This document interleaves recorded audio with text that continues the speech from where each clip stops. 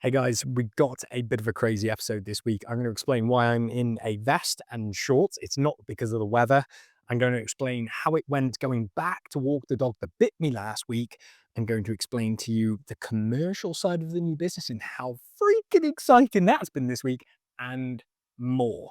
Guys, welcome back to the Pause and Retreat channel where I, Jace, am trying to put away £300,000 to move from the UK to France in 2 years to open a kennelless rescue paradise for homeless dogs.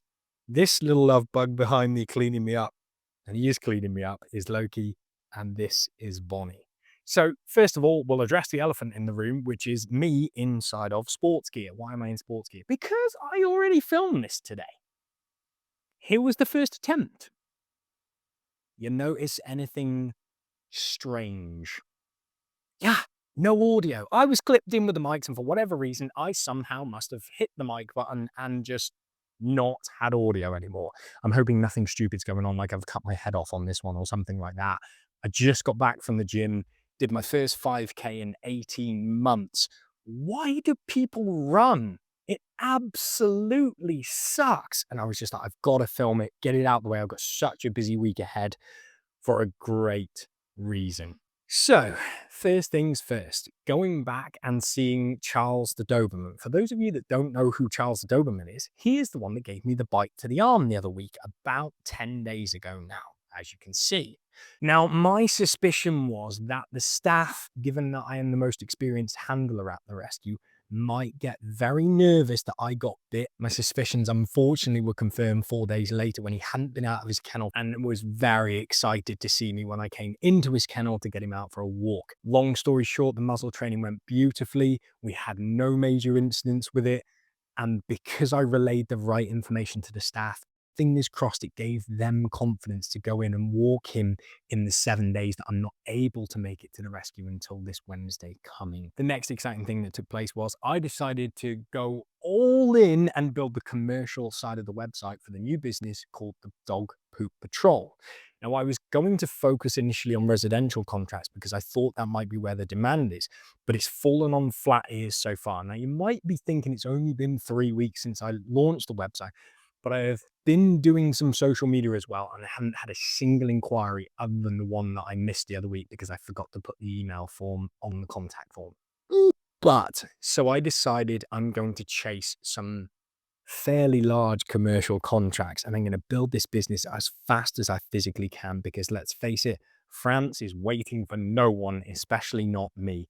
I'm on part 18 of this 104-part series, which I am committed to opening a sanctuary and taking my beautiful baby, who is 13 this year, with me. And I wanted to experience a life in the sunshine before it might be too late for her. Not that she's in bad health or anything, I just don't want this to be a 5 to 10-year plan. So I'm putting my foot down to go faster. Included in that exciting process this week, I've also produced 6 proposals, one for a local council, a couple for the Forestry England Commission, and some local care homes as well, in the hope to pick up those contracts. So I'll let you all know how that goes. And in other prominently important and awesome news, you can take a kiss. Love it. By the way, side note, do any of you guys watch the very end of the video? Because I always do some shenanigans with the dogs, and if you haven't seen it, you should go back and look because it's quite entertaining, even by my standards. I mean, I'm a bit weird anyway because I much prefer dogs to humans, but I do appreciate all of your support on the channel as human beings that can watch YouTube.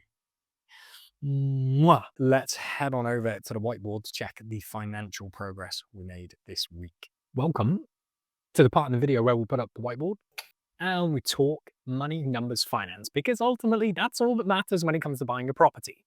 Unfortunately, the progress over the last couple of weeks has slowed this week just a little bit. So let's get right into it. The first subcategory in the finance section is fiat money. This is cash, electronically banked, cash ISA or stocks and shares ISA at this moment in time. I put away £300, which is slower than last week.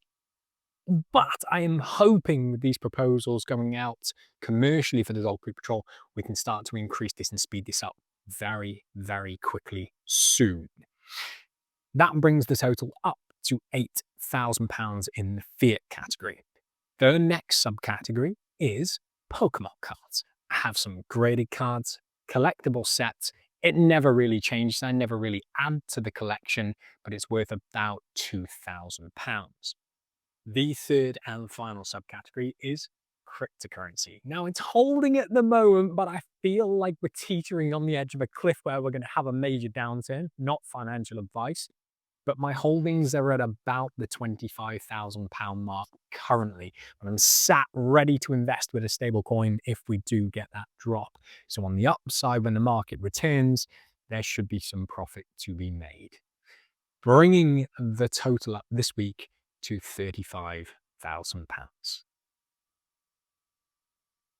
Just checking my microphone's still on. And finally, Bonnie wants to paw Loki's bum.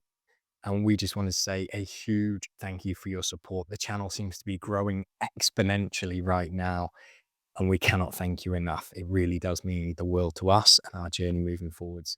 And as long as you guys are prepared to continue watching us, we will keep producing these videos. Won't we, Loki Pokey? Mwah! So from all of us here at the Porton Retreat, all three of us today, which is very unusual. We normally have lots more. Thank you. Stay Porton. We'll see you next week, Friday at 6.